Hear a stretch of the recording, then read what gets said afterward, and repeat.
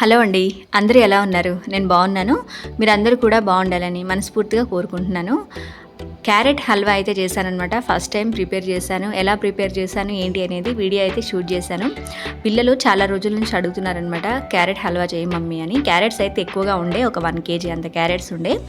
ఇంకా చేద్దామని చెప్పేసి స్టార్ట్ చేశాను ప్రాసెస్. ముందైతే ఈ క్యారెట్స్ అన్నిటిని కూడా నీట్గా వాష్ చేసి అంతా పీల్ ఆఫ్ చేసేసుకున్నాను అనమాట. క్యారెట్ తొక్క అయితే అంటే పైన లేయర్ ఉంటుంది కదా క్యారెట్కి, అదంతా కూడా తీసేసాను పీలర్ తోటి. తర్వాత ఈ క్యారెట్స్ అన్నిటిని కూడా చిన్న చిన్న పీసెస్ లాగా కట్ చేసేసారనమాట.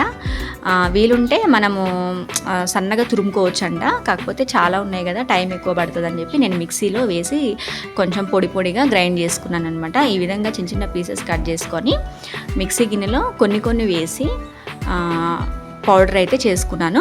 చూపిస్తాను చూడండి. ఇలా ముక్కలని కొన్ని తీసుకొని వేసుకోవాలి. ఒకేసారి వేసి మిక్సీ పెట్టామనుకోండి అడుగున మెత్తగా గ్రైండ్ అవుతుంది, మీద అయితే అన్ని ముక్కలు ఉండిపోతాయి అనమాట. అట్లా కాకుండా కొన్ని వేసి ఇట్లా పొడిగా మిక్సీ చేసి ఒక బౌల్లోకి తీసి పెట్టుకోవాలన్నమాట. ఇలా తీసి పెట్టుకున్నాను. మనం క్యారెట్ ఫ్రై చేసుకున్నా కానీ నార్మల్గా ఇలాగే ప్రాసెస్ చేసుకొని ఫ్రై చేసుకోవచ్చు.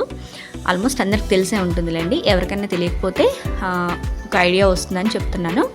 ఇలా రెడీ చేసుకున్న తురుముని పక్కకు పెట్టేసుకొని స్టవ్ వెలిగించి పొయ్యి మీద ఒక గిన్నె పెట్టేసుకున్నాను. ఆ గిన్నెలో 2 టేబుల్ స్పూన్ల నెయ్యి అయితే వేసుకున్నాను.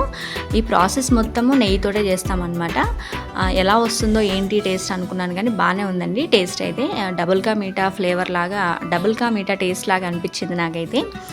నెయ్యి వేసిన తర్వాత, నెయ్యి కరిగిన తర్వాత మొత్తం ఇట్లా గిన్నెకి అంతా స్ప్రెడ్ చేసుకొని ఇంకా అందులో మనం ఇందాక తురిమి పెట్టుకున్న క్యారెట్ మిశ్రమాన్ని అంతా కూడా గిన్నెలో వేసేసుకోవాలన్నమాట.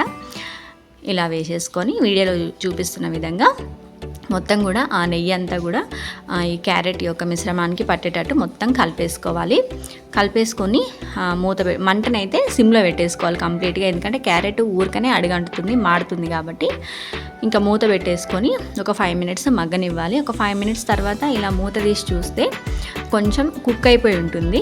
ఇలా ఉడికి కొంచెం లైట్గా వాటర్ వచ్చేస్తూ ఉంటుంది అనమాట. ఎక్కువ వాటర్ ఏం రాదు, లైట్గా మనకు తెలుస్తుంది.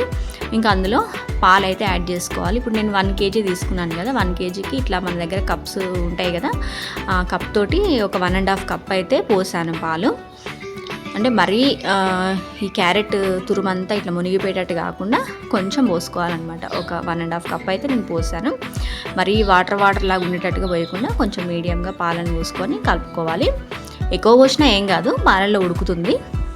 ఇట్లా అయితే పోసి కలిపేసుకొని మళ్ళీ మూత పెట్టేసుకున్నాను. మళ్ళీ మూత పెట్టుకొని మళ్ళీ సిమ్లో పెట్టేసి మంటని ఒక 5 minutes మగ్గించి 5 minutes తర్వాత మళ్ళీ మూత తీసి చూసుకున్నాను. ఇలా అయితే మొత్తం పాలలో ఈ క్యారెట్ తురుమంతా కూడా ఉడుకుతుంది అనమాట. ఇలా దగ్గరికి అవుతుంది. ఇలా ఉడికినట్లు అనిపిస్తుంది కానీ కంప్లీట్గా అయితే ఉడకదు, పచ్చివాసన అయితే ఉంటుంది అనమాట. అది మనం టేస్ట్ చేసినప్పుడు మనకు తెలుస్తుంది. చాలా టైం అయితే పడుతుంది ఈ క్యారెట్ హల్వాకి. క్యారెట్ ఉడికించడానికి చాలా టైం పడుతుంది అనమాట. ఇలా అయితే కలిపేసుకొని మళ్ళీ ఒక 5 minutes మూత పెట్టి మగ్గించుకోవాలి. ఈ విధంగా మనం పాలు పోసిన తర్వాత మంటని సిమ్లో ఉంచుకొని ఎవ్రీ 5 minutes ఒకసారి మూత తీసి కలిపి మళ్ళీ మూత పెట్టేసుకోవాలి. మళ్ళీ 5 minutes తర్వాత మూత తీసి కలిపి మూత పెట్టేసుకోవాలి. ఈ విధంగా కంటిన్యూస్గా ఒక 20 minutes వరకు చేయాలి. తర్వాతకి మనం షుగర్ యాడ్ చేసుకోవాలన్నమాట. షుగర్ అయితే నేను ఇక్కడ 1.5 cup తీసుకున్నాను. మనకు టేస్ట్కి సరిపడా షుగర్ యాడ్ చేసుకోవడమే, అంతే.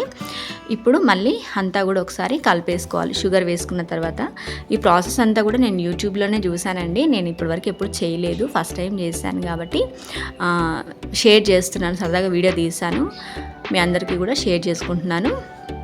కానీ టేస్ట్ అయితే బాగానే వచ్చింది. షుగర్ వేసి కలిపిన తర్వాత మళ్ళీ మూత పెట్టేసి మళ్ళీ ఒక 5 minutes అయితే మగ్గించుకోవాలి. మళ్ళీ మూత తీసి చూసుకొని మళ్ళీ కలుపుకోవాలన్నమాట. ఒక్కసారి కలిపి షుగర్ వేసిన తర్వాత మరీ ఎక్కువసేపు మగ్గించాల్సిన అవసరం లేదు. పాలు పోసిన తర్వాతనే 20 minutes వరకు మగ్గించుకోవాలన్నమాట. షుగర్ వేసిన తర్వాత నుంచి కొంచెం తొందరగానే ప్రాసెస్ అనేది అవుతుంది. ఇలాచీ పౌడర్ వేసుకొని అందులో మూత పెట్టి కలిపి మళ్ళీ మూత పెట్టేసి మళ్ళీ ఒక 5 minutes అయినాక మూత తీసాను. ఇది మొత్తం ప్రాసెస్ ఒక 40 minutes దాకా పడుతుందండి. టైం బట్టే ప్రాసెసే. కుక్కర్లో చేస్తే తొందరగా అవుతుందంట, కానీ కుక్కర్ అయితే నేను యూజ్ చేయలేదు. ఇలా ఇలాచి పౌడర్ వేసి కలిపిన తర్వాత అందులోకి నెయ్యి యాడ్ చేసుకుంటున్నాను. ఒక టేబుల్ స్పూన్ ఆఫ్ నెయ్యి వేసేసాను. తర్వాత మనం డ్రై ఫ్రూట్స్ ఉంటాయి కదా మన దగ్గర, ఇంకా డ్రై ఫ్రూట్స్ కూడా యాడ్ చేసేసుకోవాలి. ఇలాగా యాడ్ చేసేసి మొత్తం కూడా కలిపేసుకోవాలన్నమాట.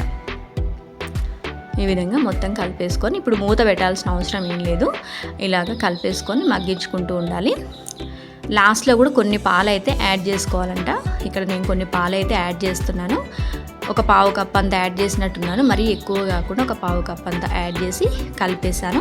ఇప్పుడైతే మూత ఏం పెట్టకుండా ఓపెన్గానే కలిపేసుకోవాలి. ఈ విధంగా ఒక 5 మినిట్స్ వరకు కలుపుతూ ఉండాలి. మొత్తం మనకి ఎలా రావాలంటే ఒక హల్వా లాగా ఇట్లా దగ్గరికి ముద్దలాగా రావాలన్నమాట. అలా వచ్చేంత వరకు కొంచెం మంటని మీడియం ఫ్లేమ్లో పెట్టుకొని కలిపేస్తూ ఉండాలి. లాస్ట్కి అయితే ఈ విధంగా రెడీ అయిపోయింది. మొత్తం 45 మినిట్స్ అయితే పట్టింది నాకు ఈ హల్వా చేయడానికి. మీడియం సిమ్లో పెట్టేసి మంటని మెల్లగా కుక్ చేసుకుంటూ వచ్చాను కాబట్టి క్యారెట్ కూడా ఎక్కడ పచ్చివాసన రాకుండా చక్కగా కుక్ అయింది. హల్వా కూడా చాలా టేస్టీగా ఉంది. ఎలా ఉంది అంటే డబుల్ కా మీట్ లాగా ఉందన్నమాట. పిల్లలు కూడా టేస్ట్ బాగుందన్నారు, మంచిగా ఎంజాయ్ చేశారు, తిన్నారు. ఇది ఫ్రెండ్స్ వీడియో నచ్చినట్టయితే like, share, comment and subscribe. Thank you for watching.